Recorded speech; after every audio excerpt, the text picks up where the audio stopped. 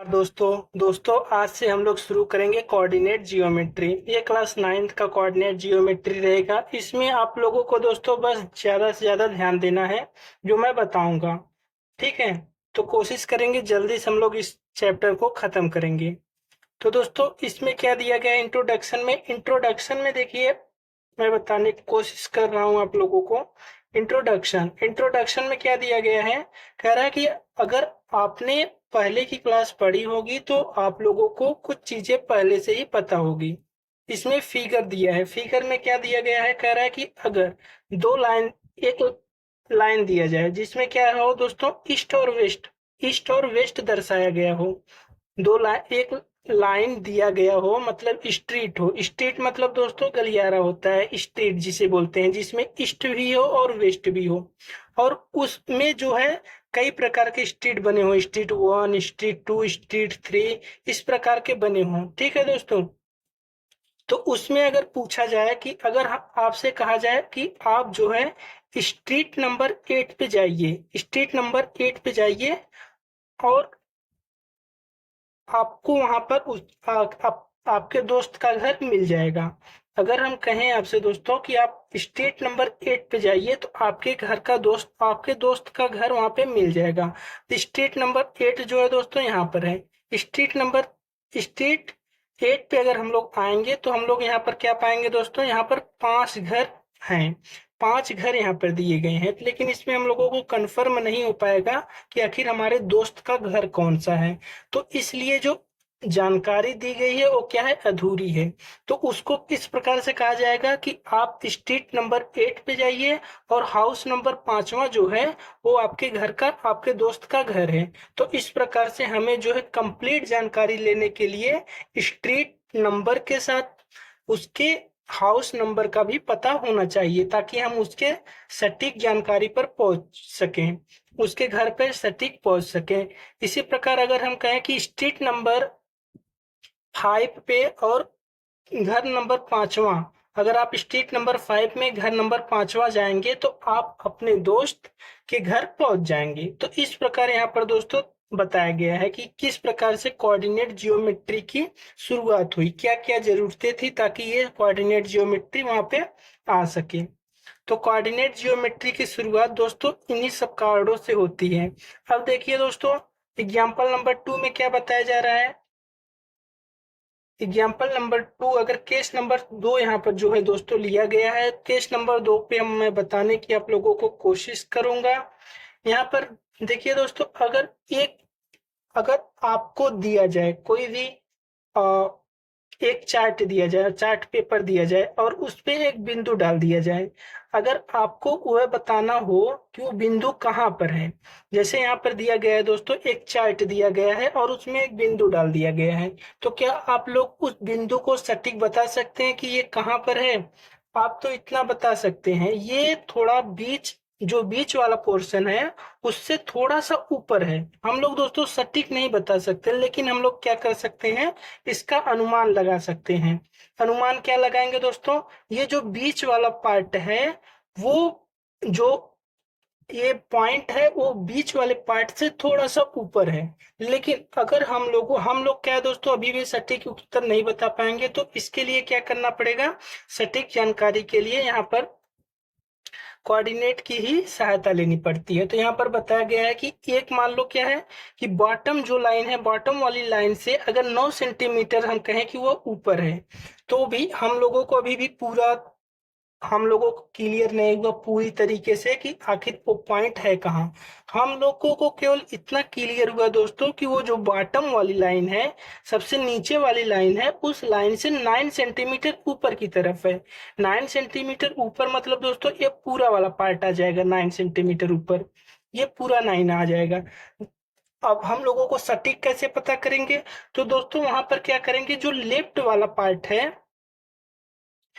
हमारे left hand से 5 centimetre और बॉटम से 9 सेंटीमीटर ऊपर। लेफ्ट से दोस्तों मतलब ये लेफ्ट लाइन है, लेफ्ट हैंड से 5 सेंटीमीटर और बॉटम से 9 सेंटीमीटर, तब जाकर के हमें दोस्तों सटीक पैमाना पता चलेगा कि आखिर वो पॉइंट है कहाँ।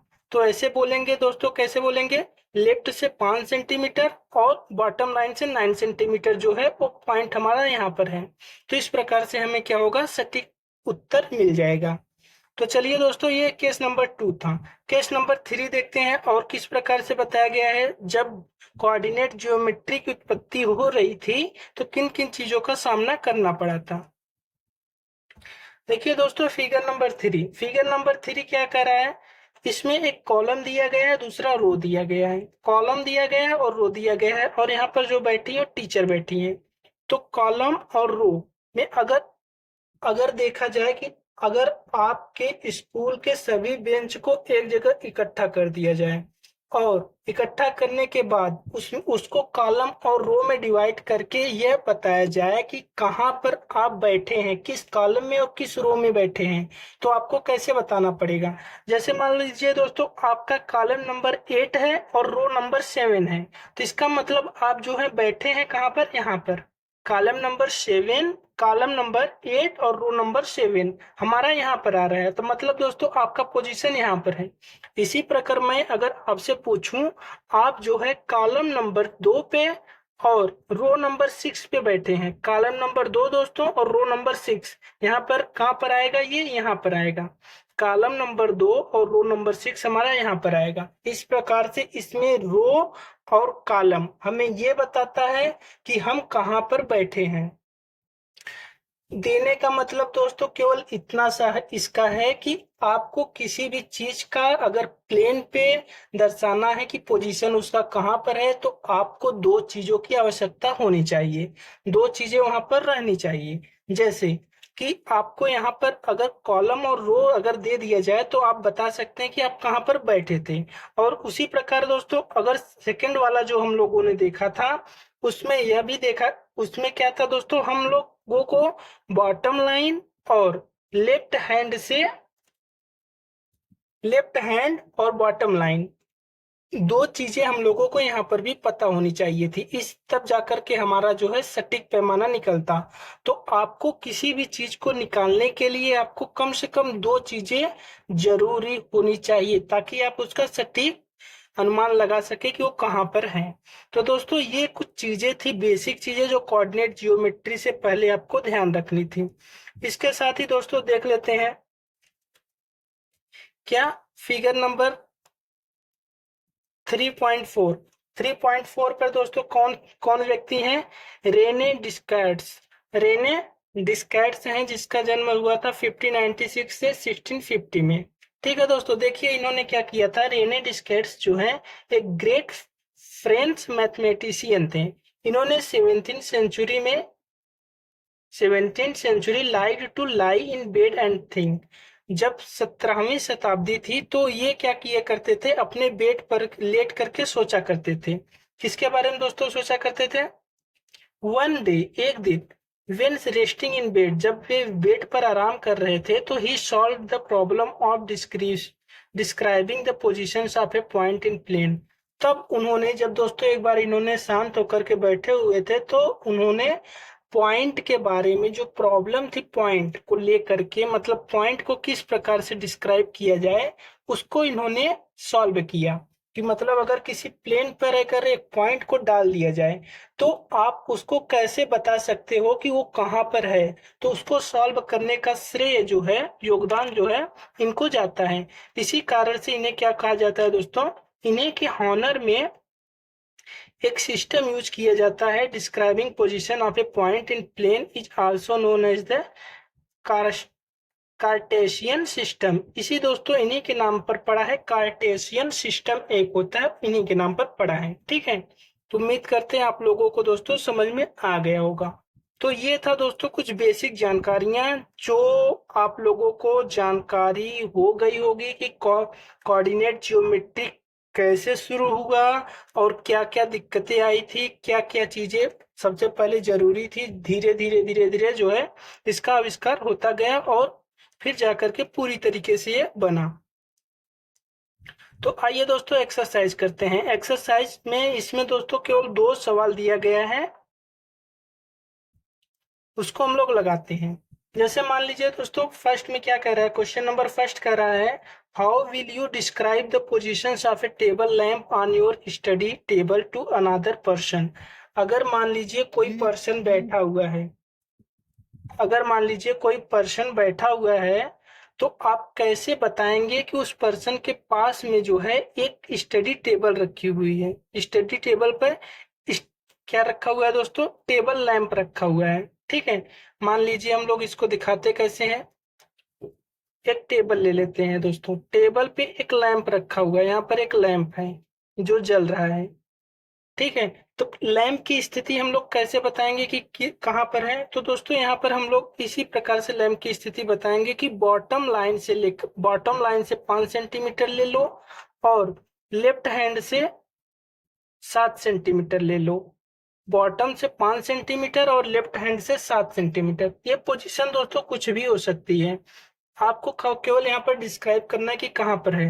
मतलब कि बॉटम लाइन से जो है वो मान लो 10 सेंटीमीटर और लेफ्ट साइड से वो 6 सेंटीमीटर या राइट साइड से 7 सेंटीमीटर की दूरी पर यहाँ पर हमारा क्या है, वो लैंप रखा गया है। तो आप लोग जब डिस्क्राइब करोगे तो इसी प्रकार से डिस्क्राइब करोगे कि वो बॉटम लाइन से कितना ऊपर है और आपके लेफ्ट हैंड या फिर राइट हैंड से कितनी दूरी पर है, तो वहां पर आप लोग डिस्क्राइब कर सकोगे। तो इस प्रकार से दोस्तों इसको हम लोग कर लेंगे। अब आते हैं दोस्तों सेकेंड नंबर पर। क्वेश्चन नंबर दोस्तों सेकेंड क्या कह रहा है, all other streets of city run parallel to these roads and 200 metres apart. ठीक है, देखिए दोस्तों क्वेश्चन नंबर 2 कहाँ पर, यहाँ से शुरू है। क्वेश्चन नंबर 2 जो है दोस्तों यहाँ से शुरू है, इसको थोड़ा सा हमें इसको एक्सप्लेन करना पड़ेगा दोस्तों, जो कि टाइम ज्यादा हो जाएगा। चलिए दोस्तों हम लोग इसको पेंडिंग में रख रहे हैं अभी दोस्तों, हम लोग इसको थोड़ा सा रख रहे हैं, आप लोगों को थोड़ा सा और जानकारी कोऑर्डिनेट जियोमेट्रिक दे देते हैं, फिर उसके बाद हम लोग क्वेश्चन नंबर 2 को हल करेंगे, सॉल्व करेंगे। ठीक है, इसको हम लोग अभी रखते हैं पेंडिंग पे, हम लोग थोड़ा और जानकारी ले लेते हैं फिर उसके बाद। चलिए यहाँ पर दोस्तों क्या लिखा गया है, यहाँ पर कार्टेशियन सिस्टम लिखा है, कार्टेशियन सिस्टम उन्हीं के नाम पर पड़ा था। तो दोस्तों यहाँ पर जैसा कि आप लोगों को पता है, आप लोग पहले ही पढ़ चुके होंगे दोस्तों कि अगर ओरिजिन बिंदु से अगर राइट साइड में जाते हैं तो हमारा पॉजिटिव होता है, अगर हम लोग लेफ्ट साइड में जाते हैं तो हमारा निगेटिव होता है। जो भी ओरिजिन बिंदु है, जैसे यहाँ पर है, इसके अगर हम राइट साइड में जाएंगे तो हम पॉजिटिव लेंगे, अगर इसके लेफ्ट साइड में जाएंगे तो दोस्तों क्या होता है, हमारा नेगेटिव होता है। उम्मीद करते हैं ये आपको पता होगा। और कुछ चीजों को हम इस प्रकार से हम लोग लिख भी सकते हैं, जो कि यहाँ पर दिया गया है। ये सब दोस्तों इसको हम ऐसे भी लिख सकते हैं, इस तरीके से भी लिख सकते हैं, और ऐसे भी, ये कई प्रकार से लिखा जा सकता है, लेकिन ज्यादा करके सी वाला टाइप लिखा जाता है ताकि हम लोगों को समझने में आसानी हो सके।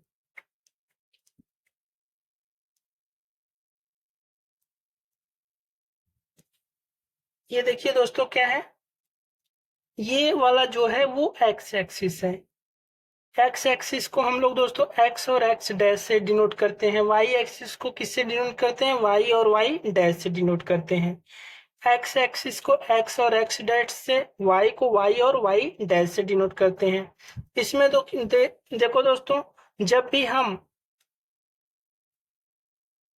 हम दाईं तरफ जाएंगे तो पॉजिटिव होगा, उसके विपरीत जाएंगे तो निगेटिव हो जाएगा। इधर दोस्तों निगेटिव होगा, इधर पॉजिटिव होगा, फिर ऊपर जाएंगे तो हमारा पॉजिटिव होगा, नीचे जाएंगे हमारा क्या होगा, निगेटिव होगा।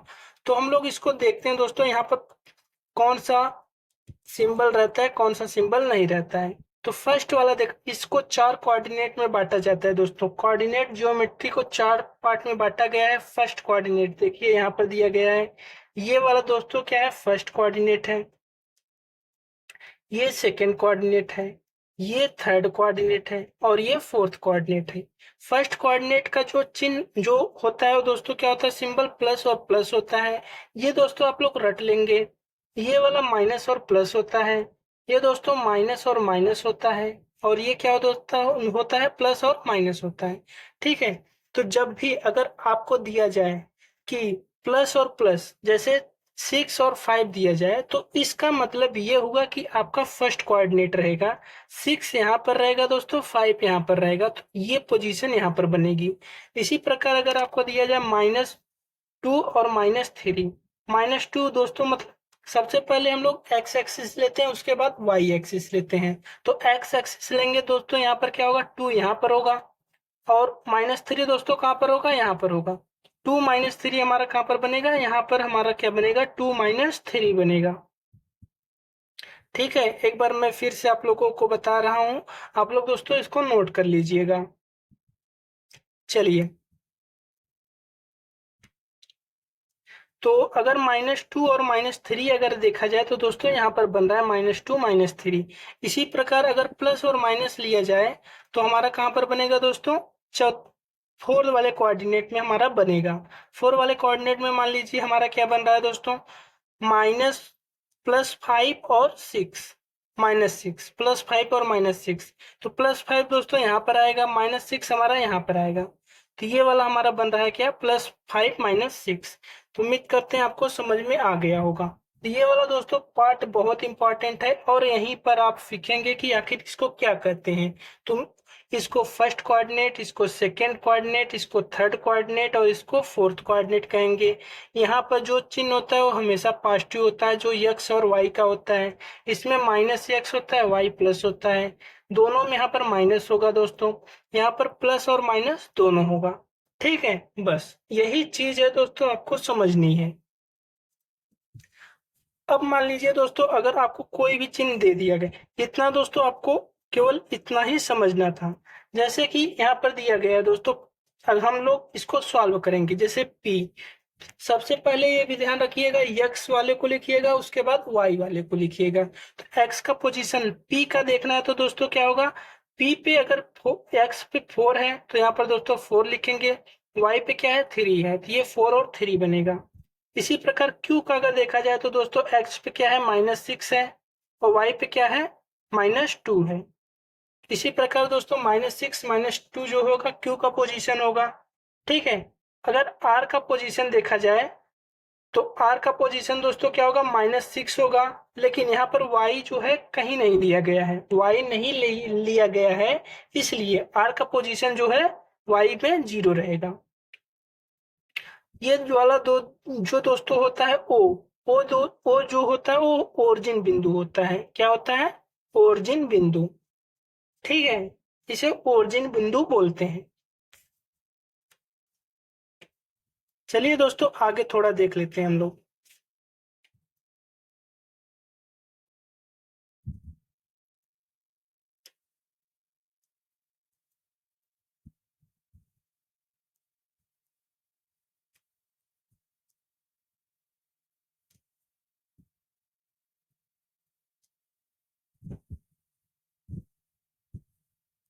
इस प्रकार देखते हैं दोस्तों यहाँ पर क्या क्या दिया गया है।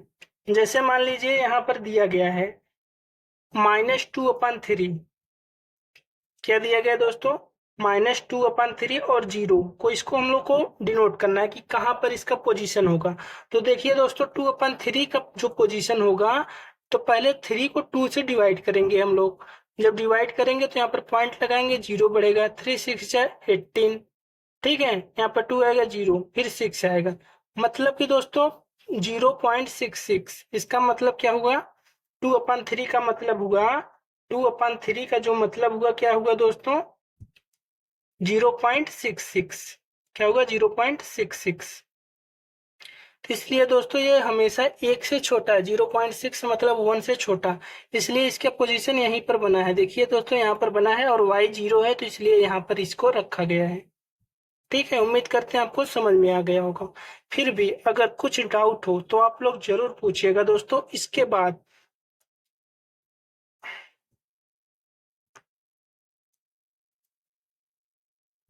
यहाँ पर देखिए दोस्तों, सब चीजें जितनी चीजें बताई गई हैं मैंने बता दी है आप लोगों को।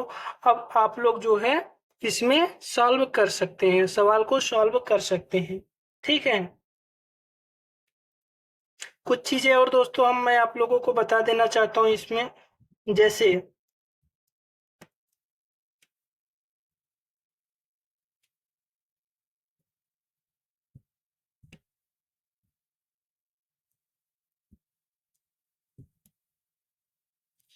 क्या क्या दिया गया दोस्तों यहाँ पर, four coordinate axis divided into plane into four part called quadrant. जो चार पार्ट में डिवाइड हुआ रहता है दोस्तों, एक दो तीन चार, इसी को क्वाड्रेंट बोला जाता है। ठीक है, क्वाड्रेंट किसको बोला जाता है, इसी को जो चार पार्ट में डिवाइड रहता है। फिर देखते हैं दोस्तों, point intersection of axis is called the origin. जहां पर ये इंटरसेक्शन पॉइंट होता है, इसी को ओरिजिन बोलते हैं। ये वाला सिक्स वाला इंपॉर्टेंट है दोस्तों, distance of the point y axis is called x coordinate. जो वाई एक्सिस जो होता है उसी को एक्स कोऑर्डिनेट बोला जाता है, जिसको बोलते हैं एब्सिसा। एब्सिसा किसको बोलते हैं दोस्तों, एक्स कोऑर्डिनेट को या वाई एक्सिस को। ठीक है, इसी प्रकार distance of the point x axis या वाई कोऑर्डिनेट को क्या बोलते हैं, ऑर्डिनेट। उसे बोलते हैं दोस्तों ऑर्डिनेट। वाई कोऑर्डिनेट को ऑर्डिनेट और एक्स कोऑर्डिनेट को एब्सिसा। ठीक है, ये वाला आप लोग ध्यान रखिएगा। तो इसके बाद दोस्तों अब आप लोग जो है क्वेश्चन लगाइएगा।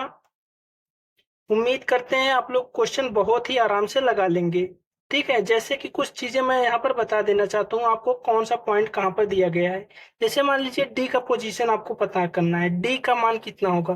तो पहले तो देख लीजिए दोस्तों, ये प्लस प्लस होगा क्योंकि फर्स्ट कोऑर्डिनेट है। तो डी का पहले हम लोग एक्स एक्सिस का मान लिखते हैं, तो इसलिए पहले लिखेंगे 6।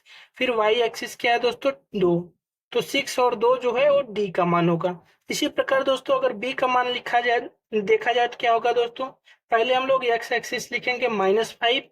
फिर वाई एक्सिस पे क्या दिया है दोस्तों, 2।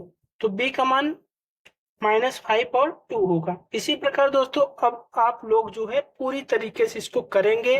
जो चीजें न आई हो आप लोग जरूर कमेंट सेक्शन में छोड़ सकते हैं, मैं आपको भरपूर बताने की कोशिश करूंगा। ठीक है, ये था दोस्तों बेसिक, और इसको इसी तरीके से ये कोऑर्डिनेट जियोमेट्रिक खत्म होता है। अब आप लोग दोस्तों क्या काम कर सकते हैं, पूरी तरीके से इसको आप लोग दोस्तों कर सकते हैं। ठीक है, फिर भी अगर कोई डाउट हो तो कमेंट सेशन में जरूर पूछिएगा। अगर आप लोग क्वेश्चन करेंगे दोस्तों तो आप लोगों का ही फायदा होगा।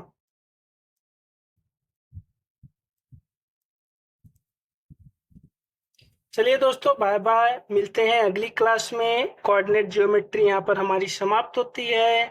Thank you all of you, देखने के लिए बहुत बहुत शुक्रिया दोस्तों।